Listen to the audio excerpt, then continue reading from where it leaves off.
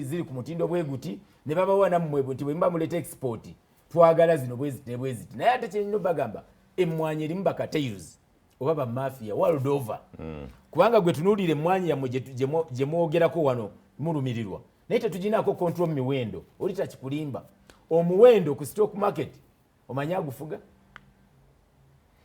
Bungereza na America. America then Bungereza nafuga ya chocolate.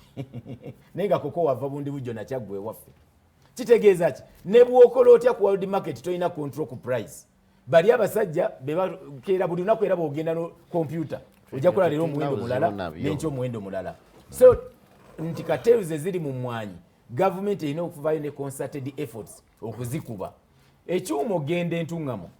Abasinga mbadde mulaba emyaka 15 ndabye Tugume Nelson nga apromotinga coffee tubeera mu America abeera atambula n'ensawo ze Mmwanyi. Tugume Nelson avantungamo yatutadde ku ttaka lirye sirina ligule lirye ebyuma awonna Emmwanyi ezigenda e Rwanda wonna district zaawo zonna balina cooperatives eziweranga 25 balimi ba Mmwanyi ate production enyingi ddala. Under the policy. Ngatona gena ku police. Ogaye balina cooperatives. Yes, eze Mmwanyi. Kati lwaki ezali wano mu Buganda zonna cooperatives zaggalwawo ez'omwankole kabale lukunjiri nezisigalayo. Twagala regional farming oba regional production and regional industrialization. Nti bw'omala okulaba nti awe Mmwanyi nyingi ng'olwedde waliwo omuntu atandiseko kwa yasooka kutandika nga ye. Kyenjagala ogamba abantu Tugume yali atandise nga ye.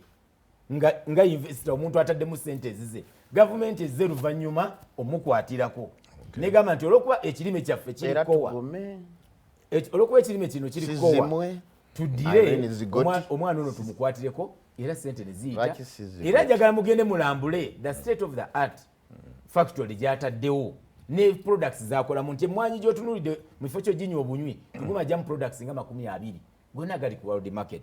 So tetugamba nti olwokuba Tugume ava mu west nti ekyuma gye kyalaze bwe tunaddamu eyendowooza we shall micromanage the country.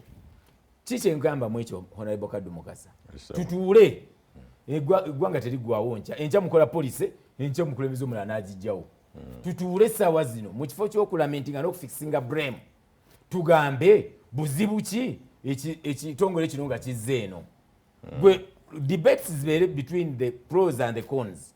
Bwe tulabanga ddala kubanga nga tetunagenda ku buzibu buli eri bano baagala okutunulira nti buli ayogera ku UCDA ne komiti ya parliament ripooti yabadde eraga nga mu bitongole ebyagala okugattibwa UCDA teyinaamu loosa ekola bukozi magoba.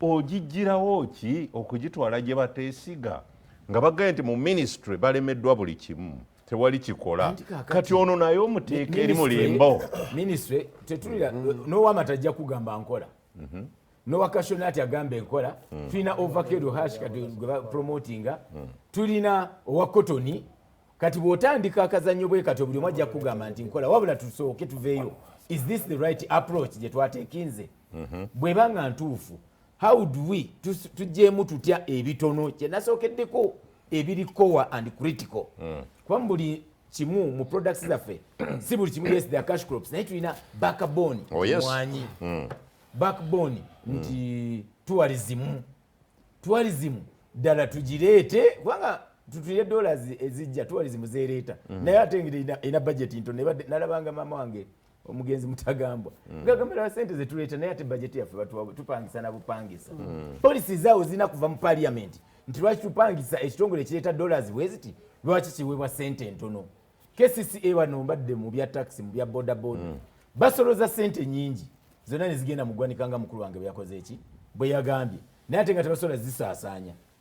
Tukoze tutya police okukyuka ebyo bibeere ku national level so si kitongole kimu bwe tulagamba olwokuba kyaleese debate nene nnyo eky'Emmwanyi bwe tukinulira kyokka n'ebirala gye biri bijja kufa bwe kiranga nga kino kirina obulungi ng'Emmwanyi tutunulire n'ekyamata tutunulire ekyebyennyanja tutunulire ebyo ne bwe biba bitaano tugambe nti bisigadde oba ekyenguudo tugambe nti bino birikowa olw'obulungi tubireke byetengerere kubanga ministries bureaucracy nnene nnyo nti bureaucracy ezo n'emirimu nti mingi ddala ministries zaffe zeeteeseteese oku receiving pressure evudde mu bitongole abakozi banaasigalamu oba balina okusalibwa.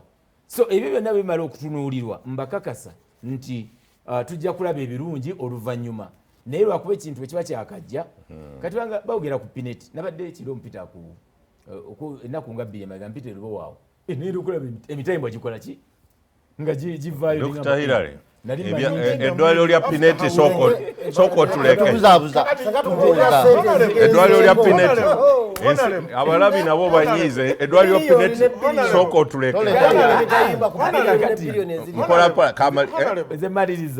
kakuweyo nga tonnamaliriza ka information gwenyini ekyogedde mu kamwako nti minisitule zaali soose kutereezebwa zateredde ekyo jja kiddamu ekyakubira bintu ebivaamu ssente bingi ne kasooli avaamu ssente era bannakenya badde basomba nnyo kasooli ninjagala kukakasa lwa effort ya pulezidenti waabwe Ruto sizoni eno kasooli gwe bakungudde naffe bwe tunaaba twagala bajja tuguzaako ekyo kyakubiri. Ekyokusatu obadde okimanyi nti obummonde kati obwavanga ekabaale bwe basinga kati okulyamu chips wano obadde okimanyi nti buva Kenya. Obadde okimanyi nti karoti n'emiyembe biva Kenya. Olowooza batusinza ki?